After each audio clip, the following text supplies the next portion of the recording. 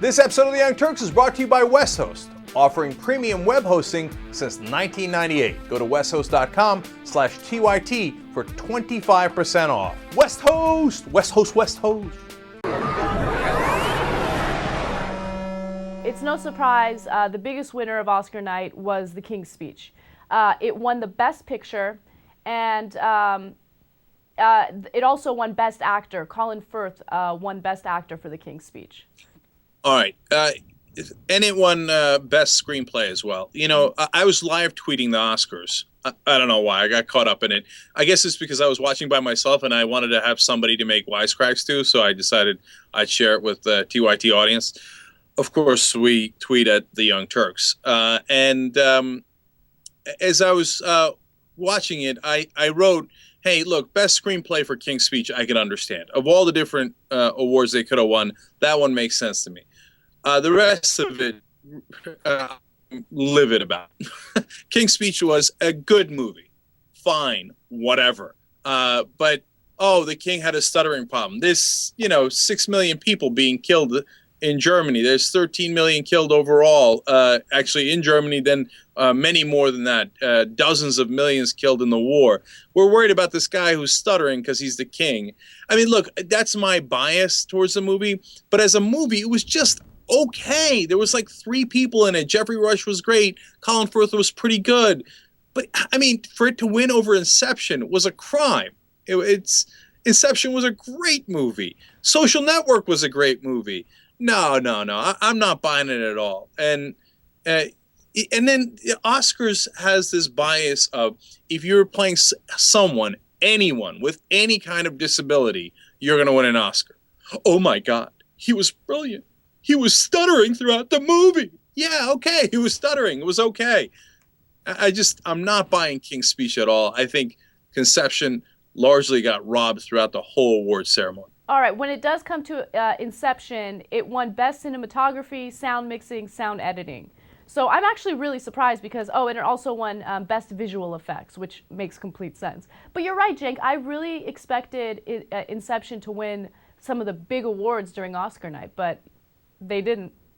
No, I don't know. Maybe it's because the Oscar voters are older and they're scared and confused by, it's a dream within a dream. I don't know what that means. Oh my God, look, it's Jeffrey Rush. He's brilliant, which he is, right? And there's a guy stuttering. Oh, it's the king. It's so lovely. I don't know. No, I'm needlessly angry about King's Speech's wins. And then for Best Actor, Jeff Bridges was awesome in True Grit. Oh, I love that movie. That was a great movie. That was a million times better than a guy doing this. All right, Jared wanted to say something. Go ahead.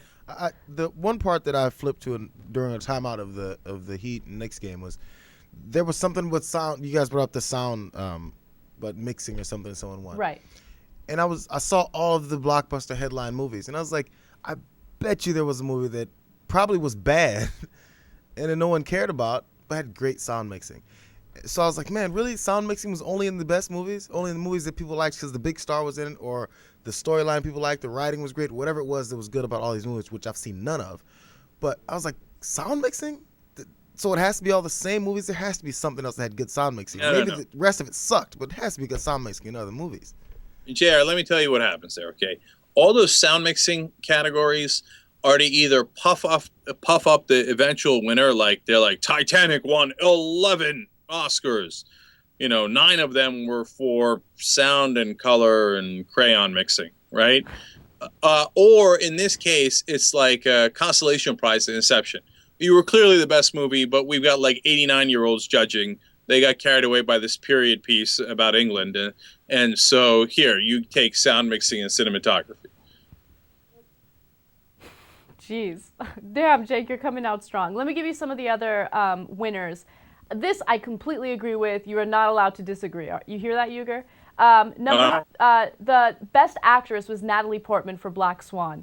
She was incredible in that movie. All right, let me explain something, okay? Totally deserved it. Yes. I went to Black Swan skeptical because I'm a dude. Black Swan, ballet, what am I going to do? But Wendy hadn't picked a movie in a long time, so I said, okay, you win. And I actually really liked the movie. and I thought it was a very interesting movie, very different movie. Natalie Portman was phenomenal in it, and no question she should have won Best Actress. So justice was served there. Yeah, she was really great in that movie. And just let me add real quick, what I loved about that movie was how realistic it was when it came to that ballet environment, okay? The amount of pressure and stress that she felt. I mean, she portrayed that character perfectly. So I loved it. I loved every single part of that movie. It was really great. So now that I've overhyped it, let me give you some more. Hold on. Mm-hmm. Did you also like my favorite part in the movie?